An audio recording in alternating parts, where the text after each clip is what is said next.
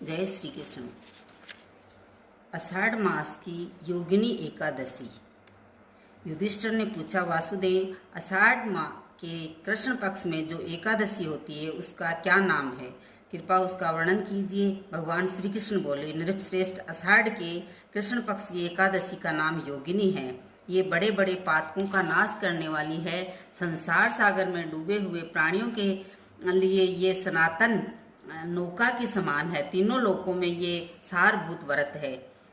अलकापुरी में राजाधिराज कुबेर रहते हैं। वे सदा भगवान शिव की भक्ति में तत्पर रहने वाले हैं। उनके हेमवाली नाम वाला एक यक्ष सेवक था जो पूजा के लिए फूल लाया करता था।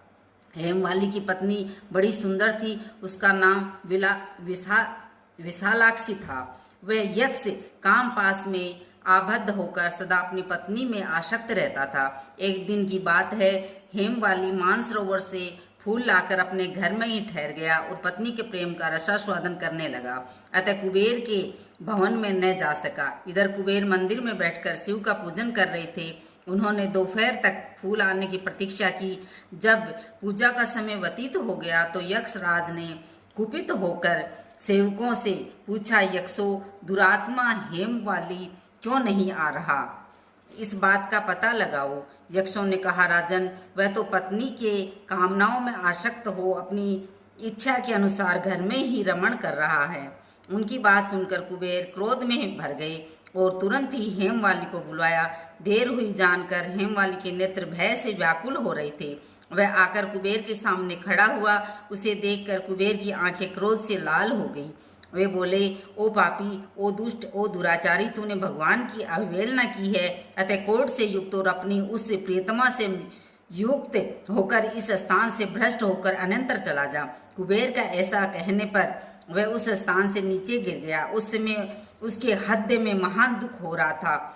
कोढ़ों से सारा शरीर पीड़ित था, परंतु शिव पूजा के प्रभाव से उसकी स्मरण शक्ति लुप्त नहीं होती थी। पातक से दबा होने पर भी वह अपने पूर्व कर्म को याद रखता था। तदंतर इधर उधर घूमता हुआ पर्वतों में श्रेष्ठ मेरुगिरी के शिखर पर गया। वहां उसे तपस्या के पुंज मुनिवर मार्कंडे जी का दर्शन हुआ। पाप कर्माक्ष ने दूर से ही मुनि के चरणों में प्रणाम किया। मुनिवर मार्कंडे ने उसे भय से कांपते हुए देख परोपकार की इच्छा से निकट बुलाकर कहा कि तुझे कोढ़ के रोग ने कैसे दबा लिया है? तू क्यों इतना अधिक निंदनीय जान पड़ता है? यक्ष बोला, मुने, मैं कुबेर का अनुचर हूँ। मेरा नाम हेमवाली है। मैं प्रतिदिन मानसरोवर से फूल ले आकर शिव पूजा के समय कुबेर को दिया करता था। एक दिन पत्नी सहवास के सुख में फंस जाने के कारण मुझे समय का ज्ञान नहीं रहा।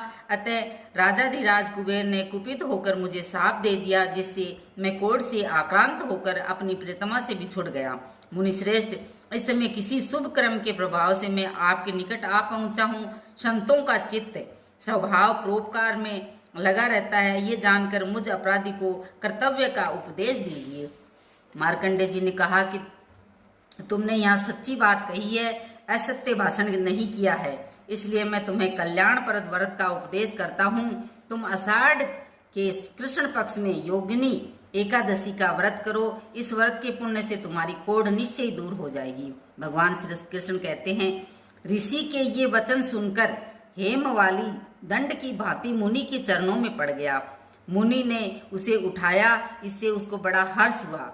मार्कंडे जी के उपदेश से उसने योगिनी एकादशी का व्रत किया, जिससे उसके शरीर की कोढ़ दूर हो गई।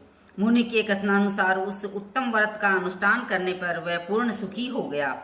नृपश्रेष्ठ, ये योगिनी का व्रत ऐसा ही बताया गया है, जो 88,000 ब्राह्मणों को भोजन कराता है, उसके समान ही फल उस मनुष्य को भी मिलता है। जो योगिनी एकादशी का व्रत करता है, योगिनी महान पापों को शांत कराने वाली और महान पुण्य फल देने वाली है।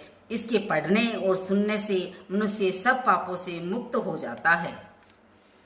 ओम शांताकारं भुजगशयनं पद्मनाभं सुरेशं विश्वधारं गगनसदृशं मेघवर्णं शुभागमः लक्ष्मीकान्तं कमलनयनं योगिवृद्धानग्यमे वन्दे विष्णु भवभयहर सर्वलोकैकनाथम्।